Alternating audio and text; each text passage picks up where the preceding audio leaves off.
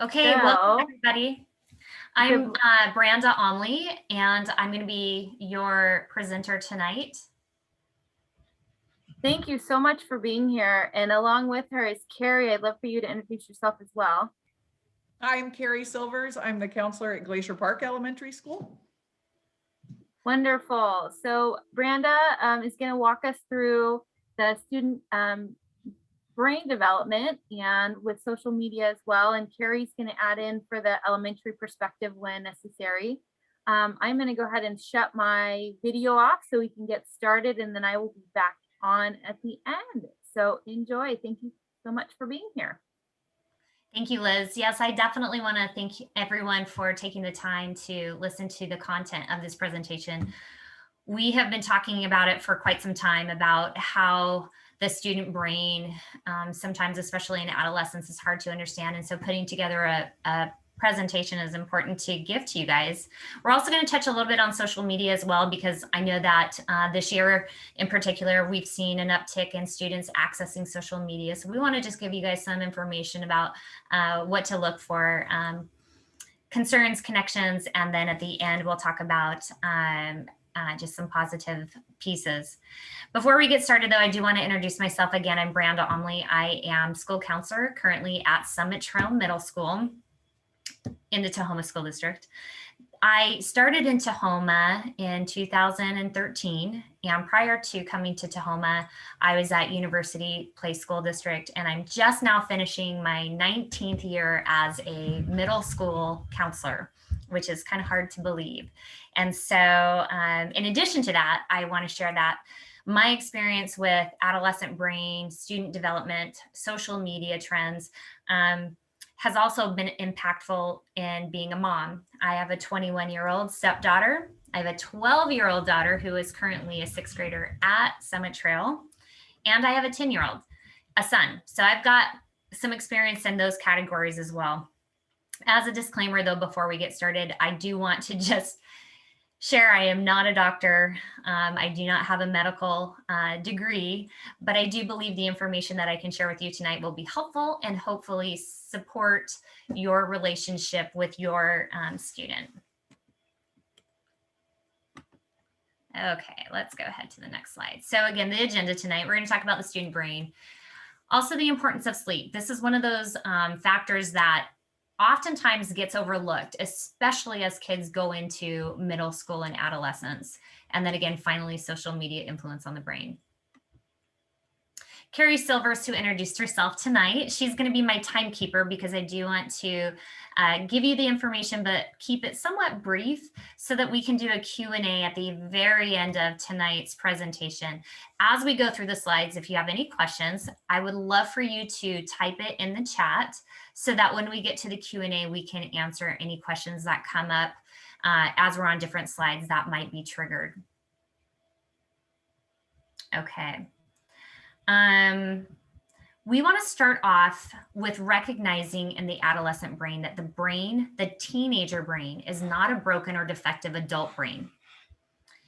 It has different features, and this is so important because when we work with teenagers or adolescents, oftentimes parents look at their student and they think, oh, they should know how to do these things. We've told them they should be reminded, they should learn from their mistakes. Why is this not happening? They're just being defiant.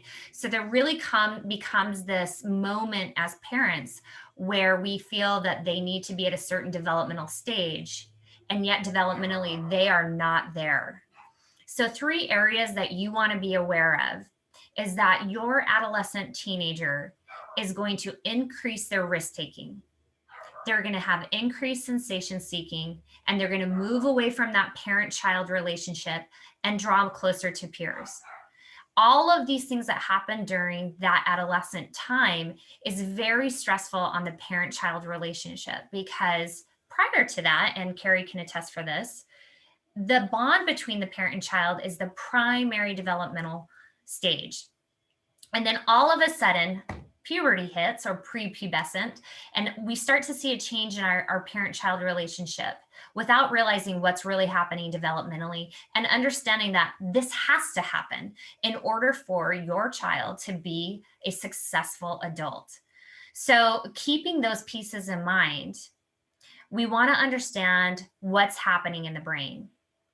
And if we kind of look at the brain, and I'm going to use my hand, my fist actually, if this was the brain and this is the brain stem and this is the front part of the brain, the prefrontal cortex, which is the front part of the brain, it really does not reach its full maturity until they're saying like average is early 20s, for some even late 20s.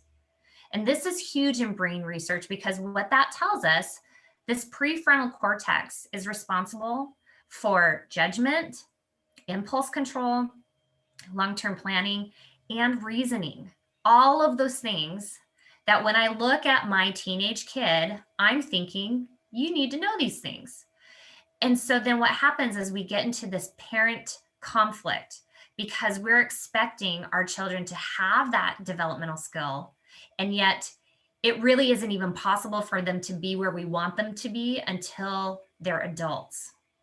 And this is key because then what are they relying on? They're relying on their amygdala, which is that bottom part of the brain. And the amygdala, which is kind of what causes that fight, flight, or freeze. And when they're little, they rely on that. Once they start to become adolescents, really what it triggers for them is their associations with emotions, impulses, aggression, and really that instinctive behavior. So what we're looking at is not only are they lacking in judgment, impulse control, long-term planning, but now all of a sudden their brain is heightened responding with emotions and aggression. Wow. So we're looking at this perfect storm of what is going on with my kid. What we know as parents and educators looking at that brain development is one, to normalize whatever your adolescence is going through. Their emotions are big. What doesn't help is when us as adults get big with them. What does help is for us to walk alongside them and to say, gosh, I know that was a really hard day. I'm sorry your friend did that to you. I'm sorry you got yelled at school today for not turning in your homework or running in the hallway or pulling your phone out. All of these things, just, normalizing those decisions that teenagers are making and then having an opportunity to process with them. When their emotions are big, ours should be quiet.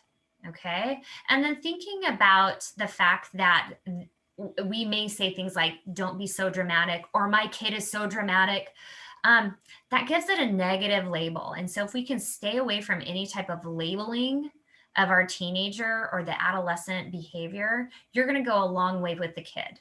You're going to go a long way with continuing to have a positive parent-child relationship, because even though they're pulling away from you and drawing closer to their peers who absolutely can relate to them because they're all in hyper brain amygdala emotions as well, then they still feel like mom and dad is a safe place to land, which is really the importance of that adolescent time. We also want to talk tonight about melatonin and sleep. And again, in the Q&A, if you have questions about, how to respond to your child during those amygdala responses, we can talk about that at the end. I don't want to go into too much detail, but I do want to talk about melatonin and sleep. And this is something that over time as a counselor in middle school, but also as data has come out, we are finding more and more that sleep deprivation is significant and critical to our adolescents. And what happens from elementary is parents are on it. We've got a sleep time. We have time that they wake up in the morning. We're tracking how much time they're asleep. And then all of a sudden they hit about 10, 11, and we see our kids wanting to stay up later, and we kind of give them a little wiggle room. And then they take more on the weekends, and then we really aren't tracking it at all. And this becomes problematic for the brain. The other piece to note is that the natural chemical in the adolescent brain, actually in all of ours, is melatonin. And that natural release helps us to sleep. what data and science has started to provide is that in the adolescent brain, which is doing all kinds of amazing work and transformation, melatonin is actually not being released until much later in the evening. So the natural tendency for a teenager is to stay up later. They're not tired at 9 o'clock, 10 o'clock, 11 o'clock. Some kids aren't even tired until after midnight. And so their sleep pattern starts to shift. And all of a sudden they need to sleep in. And science shows that in the morning time is when most teenagers are producing the most amount of melatonin, that natural substance to help them sleep. So waking up in the morning is hard. Getting them moving out the door, anything that happens in the morning, there's a natural tug of war. There's a natural battle because they're not awake. We're going to talk about more with sleep. So one of the amazing resources I've used over several years, and it's going to be posted at the end of the presentation, is called Nature Shock. It's a book that was written by Bronson, local artist, author in Seattle. And in one of the chapters, it's actually the second chapter of the book, is called The Lost Hour. And what we find is the loss of 1 hour of sleep is equivalent to the loss of 2 years of cognitive maturity and development. That's huge. When kids are needing more sleep, we as parents kind of go, oh, okay, I think you don't need this anymore. And the truth is, the reality and the science is, yes, they do. So what they found is that many young children are allowed to stay up on the weekends. It's not that your kids are getting less sleep, because they'll sleep in until 12, 1, 2, sometimes later in the afternoon. They're not even necessarily sleep deprived. All they're doing is shifting their sleep. And Dr. Monique LeBois found that kids who are allowed to shift their sleep patterns on the weekends have a direct correlation with performance on standardized IQ tests. They are showing that almost every hour of a weekend shift can cost a child 7 points on the test. I'm not a huge assessment test person, but that caught my attention because as a parent, I want my child to be performing the best they can when they're in school, when they're taking tests, when they're functioning. And to look at that as a parent, I thought, oh my gosh, I am not paying attention to my kids' sleep patterns. I'll be honest. I've fallen back into this pattern of allowing my kids to stay up later, and I regret it. And every time it happens, I'm like, oh, that's right. I let you stay up on Saturday night. And now we're seeing the consequence of that. I don't know the study of how close you have to keep a schedule. I don't know the information on that. My guess is we need to start looking into more data to see if you have to keep it exactly the same, or if you have a little bit of a shift on the weekend, how significant that is. I don't have the information on that.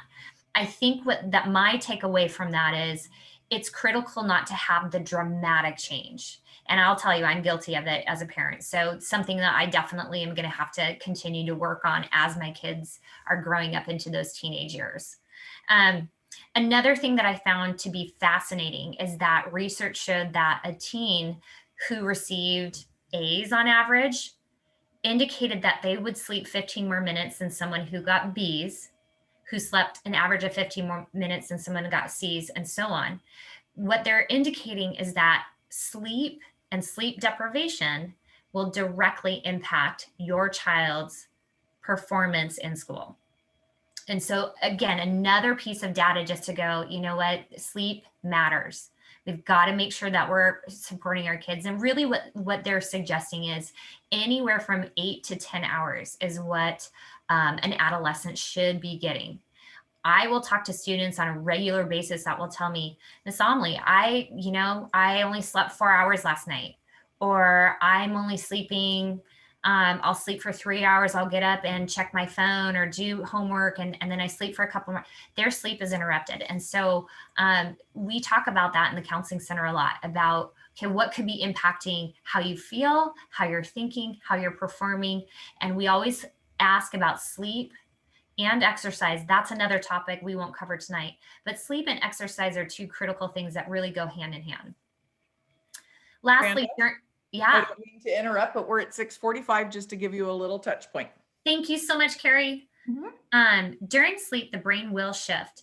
And what we want to keep in mind is that the reason why this is so important is because all the information that's being stored from the day that your child has learned has to go into the regions of the brain to be kept. And so at night, that's when the brain is working hard to retain that information.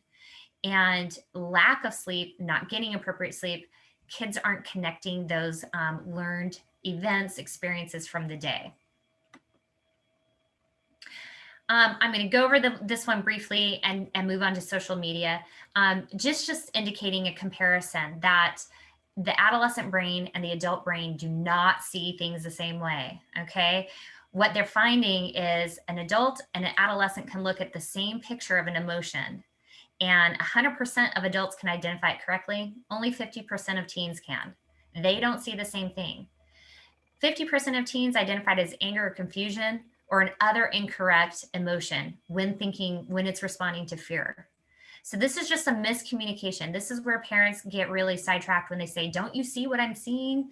How did you come to that conclusion? It all comes back to the brain is just not wired or thinking or seeing things the same way that an adult brain does.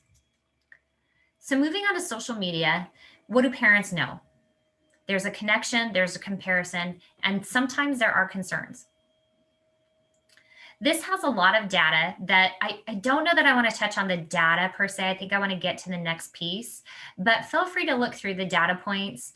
Really, the overall takeaway is that when smartphones came out in 2008, the uptick in adolescent and child use of social media and technology jumped 70%. And by 2018, 90% of teens are using social media. That's almost everybody. So how do we help kids use social media? Well, it's helpful because it really does connect our kids, especially during COVID. We saw how helpful that was for them to reach out through social media. And it can be a support. It helps to keep friends together, and it helps them to feel that sense of community. Why can it be dangerous? These are all the obvious reasons. There's that immediacy gratification. You're not anonymous. There's a potential for bullying. The other piece is comparing yourself to other people's lives and that superficial connection. Those can all be dangerous areas for students to have access to or be exposed to when they're using social media. And before I go into the connection, I do want to just mention that most social media sites do require an age limit of 13 and older. And so as a parent, it's really important that you check what social media sites your child is using and if there is an age requirement. Most of the age requirements can be falsified. So if your child is accessing something that has an age limit and they are not of that age, then they are probably not being honest about how old they are or the information they're giving.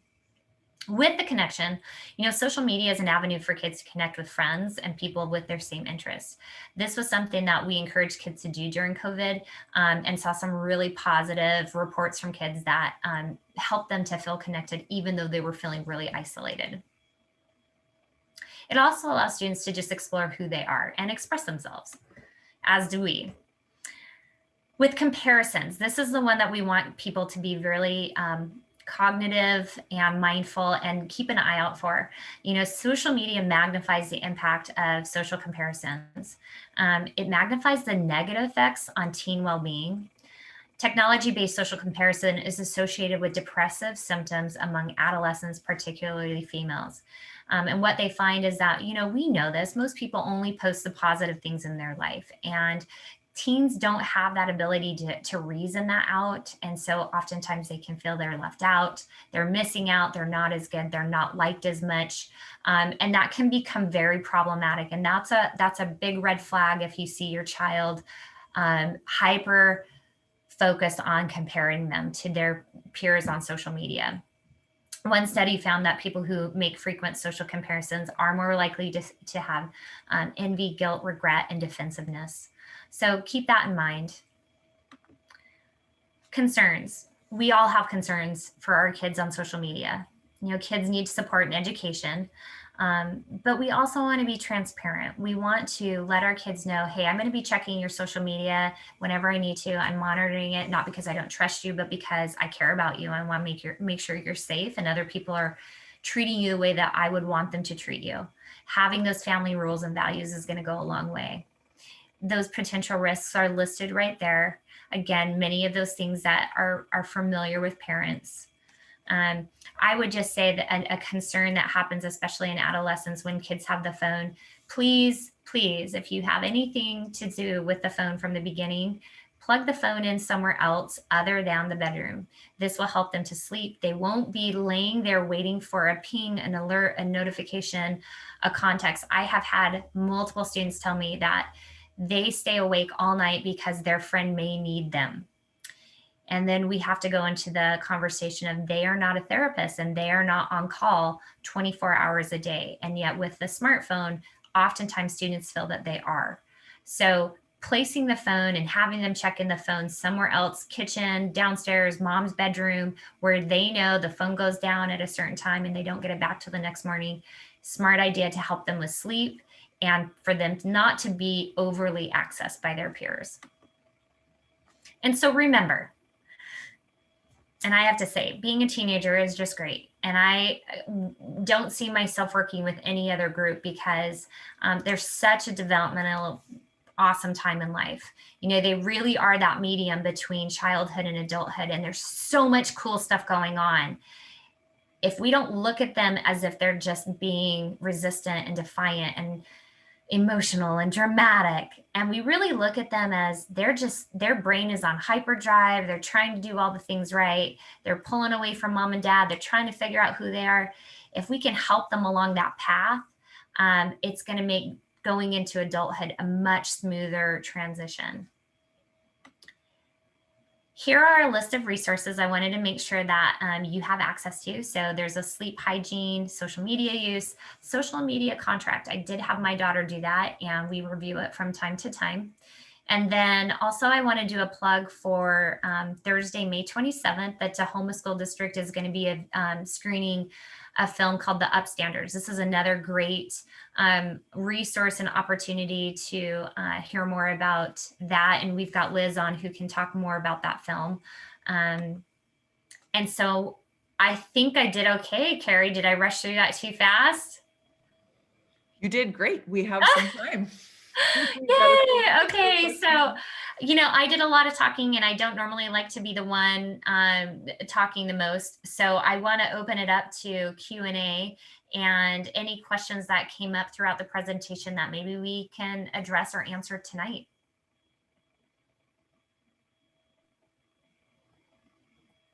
And I would also say, Carrie, as the elementary counselor, if there's anything that you want to chime in or add that maybe got provoked as we went through the information. You did a fabulous job. This is so important. One of the things that popped up, because my children went through Tahoma also, and they're now almost 21 and 24 today. And boy, I mean, the use of cell phones has definitely increased since that time. And part of me is grateful I didn't have to battle some of the battles that are happening now. If you have elementary students, it is easier to start with the boundaries. And like you were saying, Branda, having the phone at night plugged in somewhere else, it is a lot harder once, patterns have started and then wanting to change that. We're noticing younger and younger that use, that staying up all night long of, listening for the ping or looking on TikTok and YouTube. And I think being very careful to be able to be transparent with your kids that you are screening what they're looking at. And yeah, and I have to say, I started counseling in 2001. There weren't cell phones. And so now it's not a matter of cell phones going away. It's a matter of how do we help our kids be balanced with them. And the same goes for us. If we have our, and modeling is so huge, right? Like what we model with technology is what our kids are going to pick up. And so whatever we're expecting them to do if we can model that, they are much more willing to do the same thing.